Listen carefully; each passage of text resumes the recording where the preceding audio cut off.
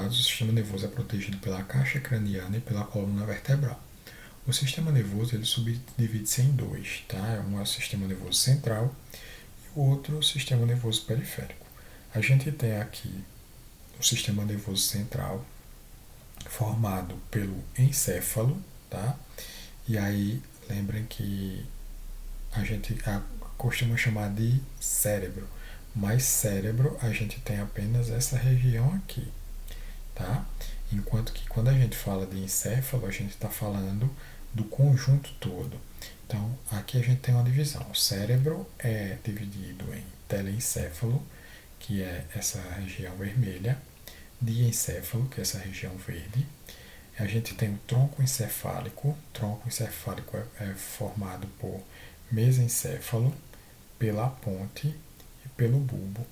E a gente tem aqui separado o cerebelo, que é justamente essa região aqui marcada com marrom.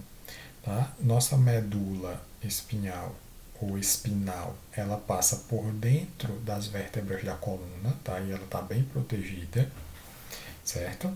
Claro que ela está bem protegida, entretanto, em alguns casos, quando ocorre acidente ou alguma lesão na coluna, é possível que ela seja danificada, tá? Dependendo da gravidade do trauma. E a gente tem também aqui o cérebro, né? O encéfalo protegido dentro do crânio. E aí os nervos eles vão descer e se ramificar através da medula espinal. Então a gente tem sistema nervoso central formado pelo encéfalo e pela medula espinal. E a gente tem o sistema nervoso periférico, que vai ser formado pelos nervos e pelos gânglios nervosos. Então, ó, sistema nervoso central. Bom, a superfície externa do cérebro é chamada de córtex cerebral. Então, córtex cerebral é a parte mais externa. Ela apresenta uma série de sulcos e giros. E aí, o motivo desses sulcos e giros é justamente aumentar a superfície do órgão. Então, acontece mais ou menos da mesma forma que acontece com o intestino. O intestino ele é delgado, tá? No caso do intestino delgado. Ele é delgado porque dessa forma aumenta-se a superfície do órgão, a superfície de absorção. Da mesma forma que o cérebro, sendo delgado, também aumenta a superfície do órgão. E aí a gente vai ter condições de ter mais células nervosas. E aí nosso cérebro acaba tendo uma eficiência maior em um espaço relativamente pequeno. O cérebro ele controla as ações voluntárias e também controla as ações involuntárias. Além de abrigar centros nervosos relacionados aos sentidos, tá? Os órgãos de sentidos eles são interpretados no cérebro, tá? O que eles captam é interpretado no cérebro, a memória, o pensamento e a inteligência. Tá? Então a gente tem a inteligência sendo processada, tá? No nosso encéfalo. Então aqui tem a imagem do cérebro humano, onde dá pra gente ver realmente as dobrinhas, né, que eles chamam de sulcos e giros. Todas essas regiões aqui enrugadas. A gente tem as seguintes funções, tá? E aqui eu coloquei de modo bem geral, mas lá na frente a gente vai detalhar um pouquinho mais. Eu tenho bulbo e ponte, e aí esse bulbo e a ponte, aqui tem na imagem, dá para vocês identificar o bulbo e a ponte. Eles são centros nervosos e também são condutores de impulsos nervosos, ou seja, eles originam impulsos nervosos, mas eles também servem como passagem de impulsos nervosos para outras regiões do encéfalo. A gente tem o cerebelo, aqui, e o cerebelo regula o equilíbrio e a tonicidade muscular, essa é a principal função do cerebelo. Então, o equilíbrio do nosso corpo ele vai depender do cerebelo e a tonicidade muscular, né, o fato do músculo ficar rígido, certo? Ou mais flácido em determinadas situações, isso está relacionado com o cerebelo. E a gente tem a medula espinhal, tá? Essa medula espinhal é um centro nervoso, porque ela também consegue produzir impulso nervoso, e aí a gente vai falar mais para frente dos impulsos nervosos que a medula consegue gerar, o ato reflexo. E a medula espinhal também serve como condutor de impulsos nervosos. É como se fosse uma rede de fios, tá? Por onde passa os impulsos nervosos para todas as regiões do nosso corpo. Existe uma história de dizer que o ser humano só usa 10% do cérebro, tá? Isso não é verdade. A gente usa o cérebro de formas diferentes. E essa imagem aqui eu coloquei para que vocês vejam esse tipo de uso. Então, por exemplo, quando você está andando, que é essa primeira situação aqui, deixa eu pegar outro marcador, que é essa primeira situação aqui, você andando, você está estimulando o lado esquerdo do cérebro.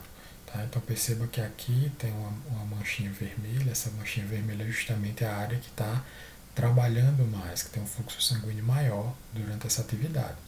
Quando você está vendo, a região de trás do cérebro ela vai estar mais ativa.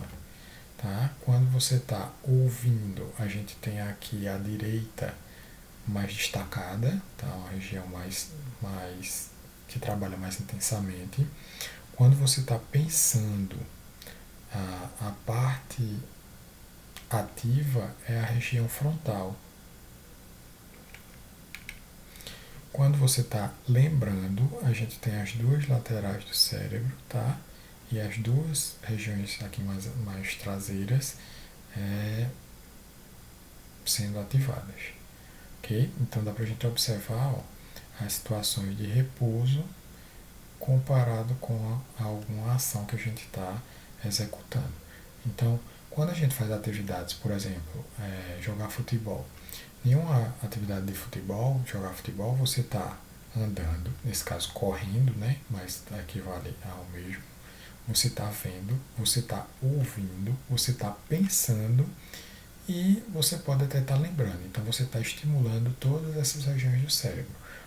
Por isso a prática de esportes ela é tão importante para o organismo.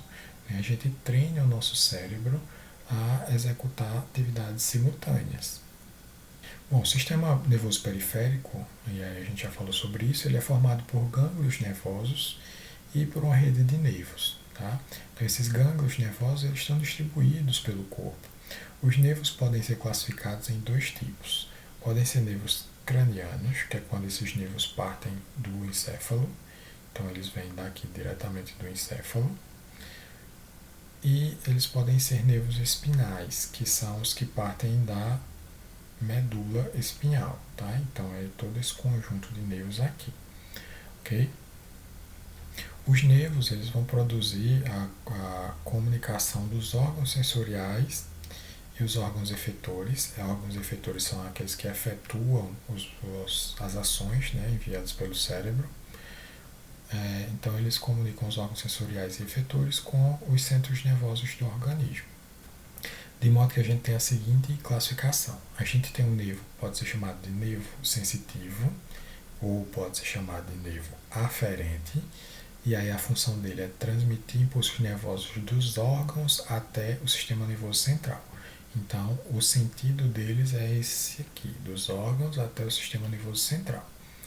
A gente tem nervo que é classificado como nervo motor, o nervo eferente, e aí a função dele é transmitir impulsos nervosos do sistema nervoso central até os órgãos receptores. E a gente tem nervos que são conhecidos como nervos mistos. Esses nervos mistos eles vão transmitir e receber os impulsos nervosos, né, simultaneamente. Então, por exemplo, o nervo olfativo. O nervo olfativo ele vai enviar as informações para o sistema nervoso central. Então, ele vai ser classificado como nervo sensitivo. Então, a gente tem nervos, por exemplo, os nervos que ligam os músculos da face, por exemplo, com um sentido só, onde eu vou ter uma informação vinda do cérebro ou do sistema nervoso central para que algum desses músculos ou alguns desses músculos se movimentem. E o contrário não vai acontecer, eles não vão necessariamente precisar enviar informações para o sistema nervoso central. Por exemplo, os músculos da face. Quando você quer sorrir, você pensa e você envia impulsos nervosos para que os músculos façam o movimento responsável pelo sorriso.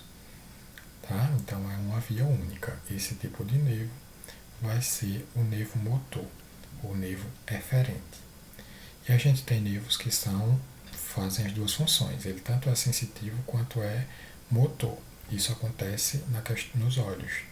Tá? Os olhos, ele tem nervo que capta a imagem e leva até o sistema nervoso central, nesse caso aqui é o azulzinho, e tem nervos que são responsáveis pelo